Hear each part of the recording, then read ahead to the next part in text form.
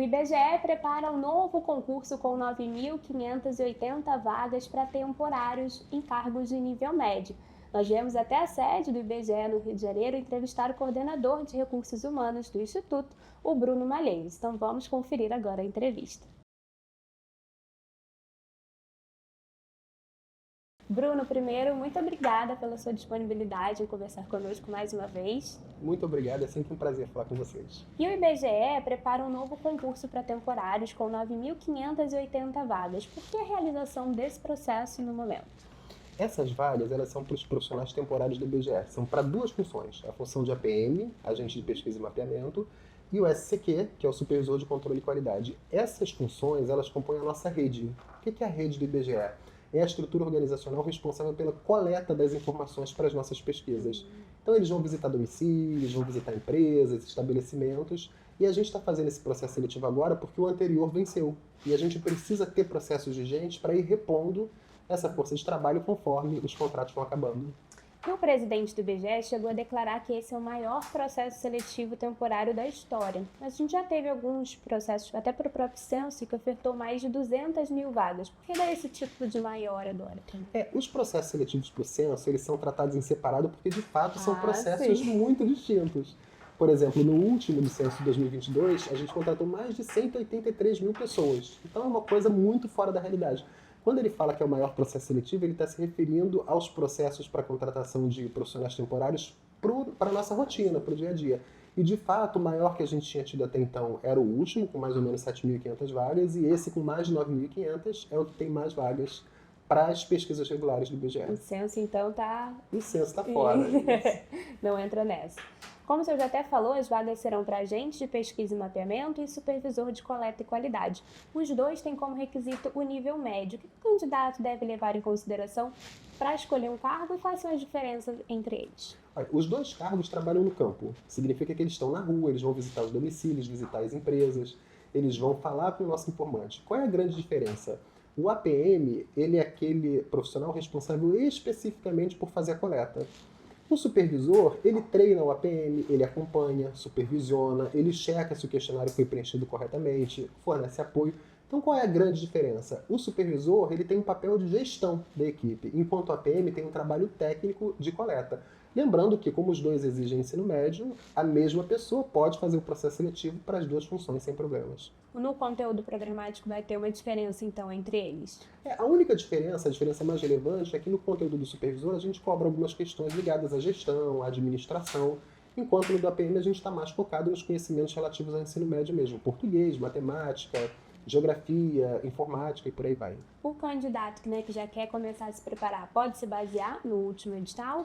Vai ser muito parecido. Assim, a gente vai ter muito poucas mudanças de conteúdo. Na verdade, assim, pouquíssimas, para falar a verdade. Talvez alguma coisa relacionada à geografia, à informática, que vai ser acrescentada ou alterada, mas, na essência, quem quiser começar a estudar pode olhar o edital anterior, que certamente a maior parte vai ser igual. As disciplinas, então, a gente não deve ter alteração, só mesmo no conteúdo ali, em algum tópico ou outro. Não teremos. A disciplina vai ser a mesma, e aí dentro dos conteúdos talvez vai ter alguma inclusão, alguma mudança, mas muito pontual. Perfeito. Os candidatos, eles podem ser lotados em diferentes regiões. Pelas informações que já foram divulgadas, são cerca de 530 municípios, certo? Isso. E será possível concorrer aos dois cargos? Como que funcionará também esse processo de lotação? No processo de inscrição, quando ele for fazer a inscrição no processo seletivo, ele vai ter que escolher para onde ele está concorrendo. Então ele vai ter mais de 500 municípios que ele vai poder escolher, ele diz para onde ele está concorrendo. Então, quando ele vier a ser contratado, ele vai ser contratado para aquele município no qual ele concorreu. Então, isso é muito importante. Às vezes, o candidato faz para o município A, e ele vai ser chamado, sei lá, daqui a 6 meses ele quer ir para o município B, mas ele vai ser convocado para atuar no município para o qual ele prestou o processo seletivo. Ah, tá. Então, ele já vai ter que tomar essa decisão ali no momento da inscrição. Isso. E lembrando, mais uma vez, ele pode fazer o processo seletivo para as duas funções, não tem problema nenhum. Se ele passar nos dois, ele vai ficar na lista de espera dos dois e ele vai escolher na hora de ser convocado para qual ele quer ir. As provas, então, vão ser em horários diferentes, possibilitando essa inscrição dupla, né? Isso. A ideia é fazer ou em dias diferentes ou em horários diferentes, mas certamente possibilitar que o mesmo candidato possa concorrer. Até porque é só o nível médio, né? Então já permite a pessoa se inscrever para esses dois cargos. O IBGE também participou do Concurso Público Nacional Unificado de 2024, que foi a primeira edição, com 895 vagas imediatas. Um dos diferenciais desse CNU era justamente aproveitar os aprovados também, que ainda não foram chamados, para vagas temporárias. Por que o IBGE optou por realizar um novo processo seletivo e não chamar o pessoal do banco de CNU? Essa pergunta é muito boa, o pessoal tem perguntado muito pra gente isso. O que acontece? Pra gente contratar como temporário alguém que está na lista de espera do CNU, eu precisaria contratar para o mesmo cargo, com as mesmas atribuições, com o mesmo nível de formação. Então, por exemplo, se alguém fez concurso para o CNU para vaga de estatístico, que é uma vaga muito comum no IBGE, e a gente tem uma vaga temporária de estatístico, eu posso usar essa lista. Mesmo cargo, mesma função, mesmas atribuições, mesmo salário. Nesse caso específico, a gente está contratando para uma função que não existe no quadro fixo do IBGE. A gente pode olhar, por exemplo, no CNU, as 300 vagas de nível médio e pensar, mas se eu tenho vagas de nível médio lá, por que não trazer nível médio aqui?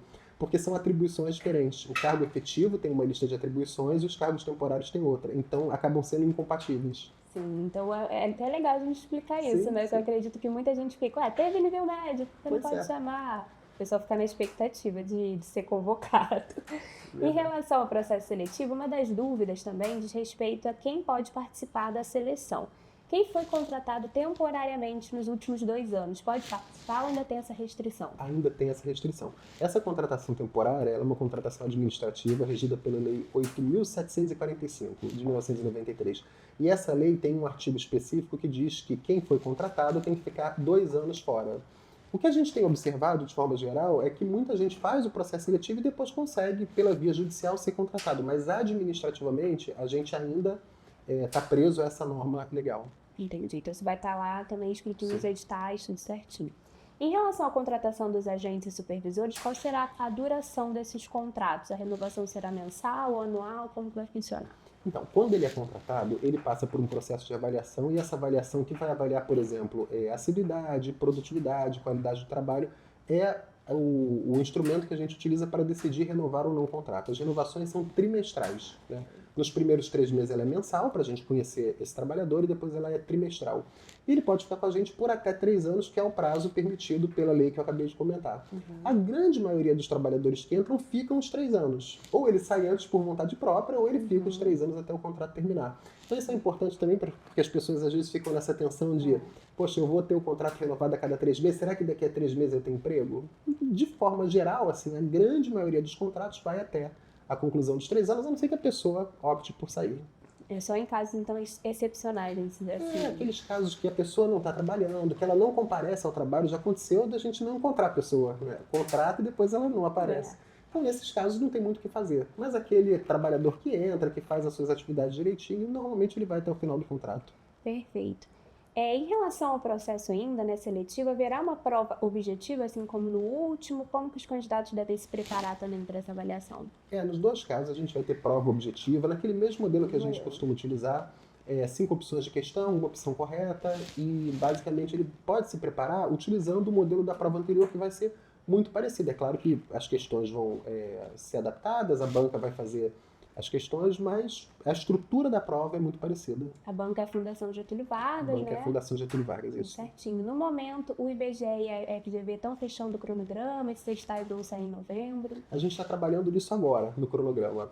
O edital certamente será publicado em novembro. A gente está fechando algumas últimas questões operacionais para definir a data com clareza, mas certamente em novembro o edital está na rua. 2 editais? São 2 editais, um para PM e um para SQ.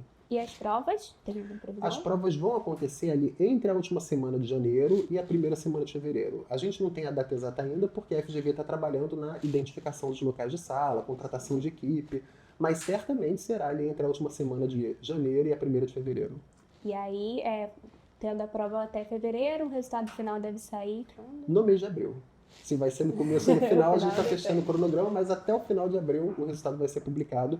E uma dúvida que as pessoas têm com muita frequência é quando começam as contratações. Sim. É importante também lembrar que no caso da contratação temporária, a gente não contrata todo mundo de uma vez, diferente de outros processos seletivos. A gente vai contratando essas pessoas conforme a necessidade, né? As pessoas vão saindo, eles vão entrando, mas a gente já começa as contratações no dia seguinte. Saiu o resultado, a gente carrega essas informações nos nossos sistemas e já começa a contratar.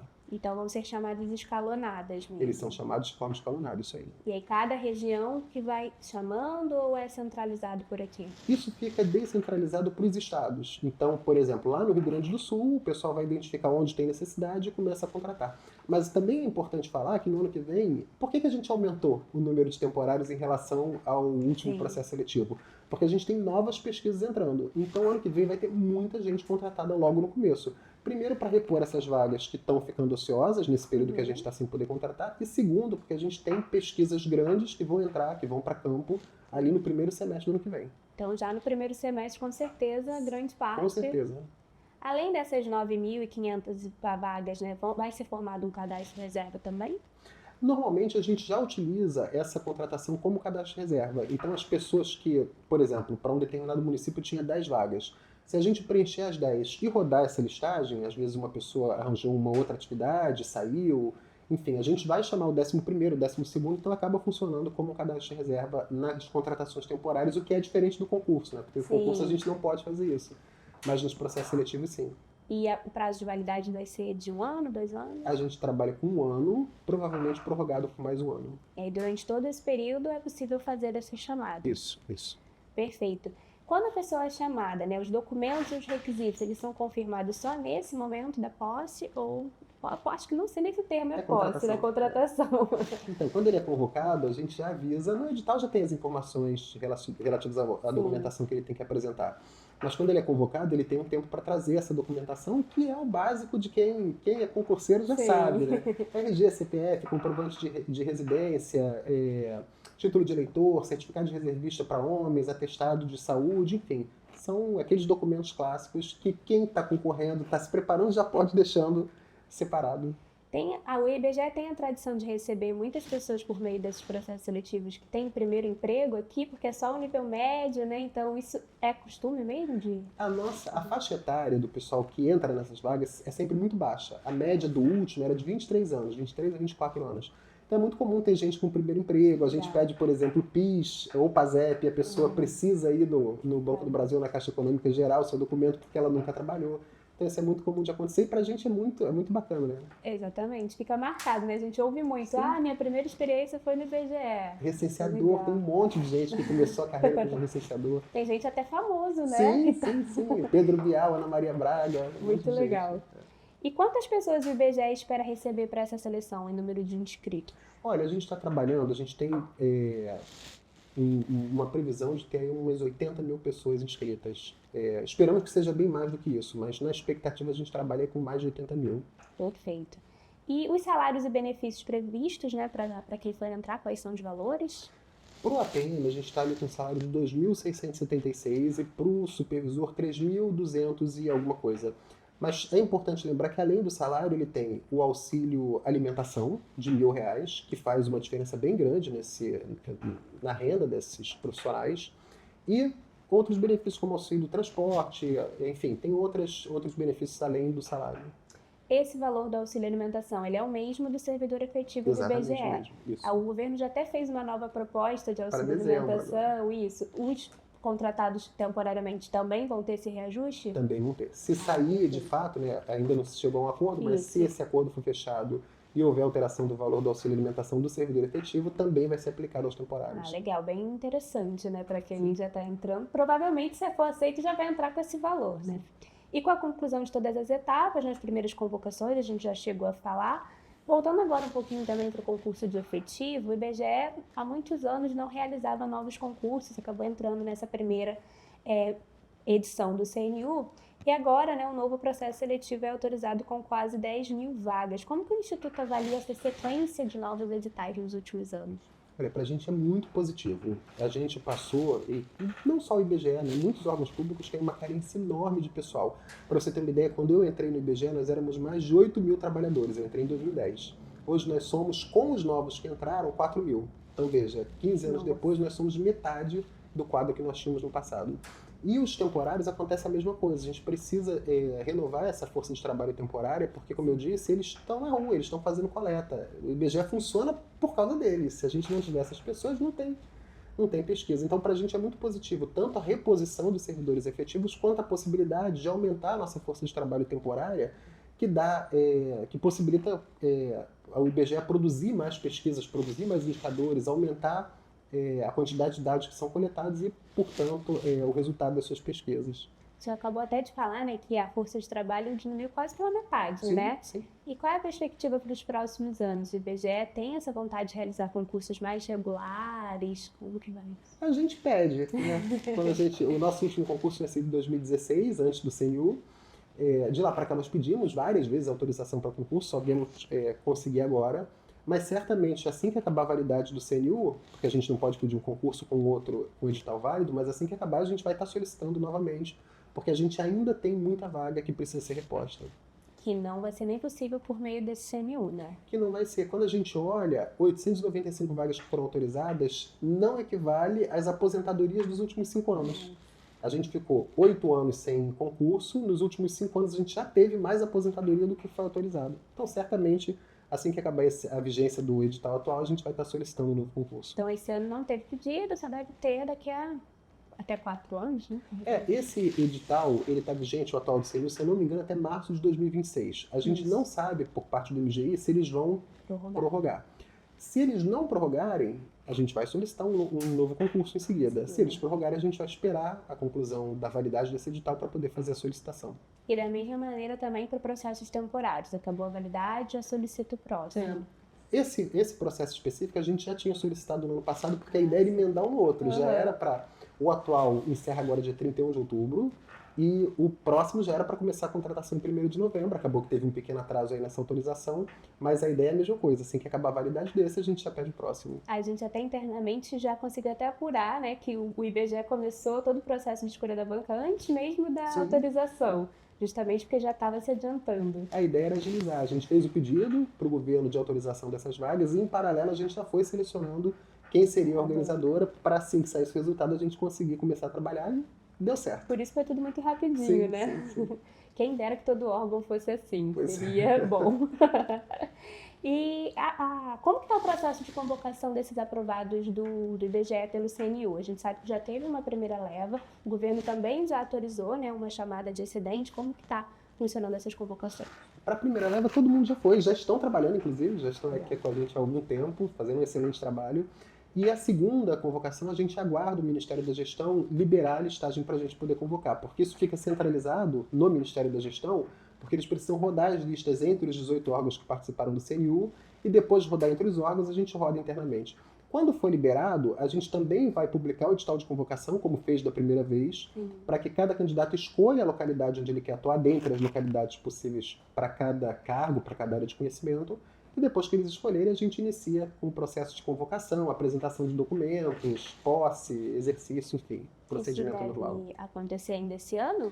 Olha, pra gente, gostaríamos muito que acontecesse esse ano. A gente não tem a data ainda de recebimento da listagem por parte do MGI. Assim que a gente receber a listagem deles, a gente vai publicar no nosso site as datas com os próximos passos. Se for liberado agora, a gente já começa, sei lá, amanhã de repente é liberado, a gente já começa amanhã. Mas a gente não tem a informação da data ainda. E além desse decreto que já foi assinado pelo presidente Lula, também a portaria pela ministra Esther Dweck, outras podem acontecer até o fim da validade do concurso, né? Uma coisa interessante que aconteceu, uma boa coincidência, é que a gente vai ter o recebimento da listagem para preencher vagas não preenchidas da primeira convocação, que no caso do IBGE foram mais de 200, junto com os excedentes. Então vai vir os 25% ou mais e a gente vai convocar todo mundo junto. Então vai ser bacana que vai entrar ao mesmo tempo. Então vão entrar os 200 mais os excedentes. Mais os excedentes, isso. Então já vai vir uma galera agora. É bastante gente, é bastante gente. Mas já vai vir mais, se tudo der certo. E, por fim, queria que o senhor deixasse uma dica, né, para todo mundo que sonha em entrar no IBGE, seja para as vagas temporárias, para os concursos de efetivo. Você pode olhar ali para aquela câmera e falar direto com os candidatos. O IBGE é um órgão importantíssimo para o Brasil. É o IBGE que produz informações para a decisão de políticas públicas, para pesquisas no âmbito das academias. As informações, como é que eu sei onde colocar uma creche? Como é que eu sei o município que precisa de saneamento básico? Onde investir em educação, em saúde, em segurança pública? É o IBGE que traz essas informações.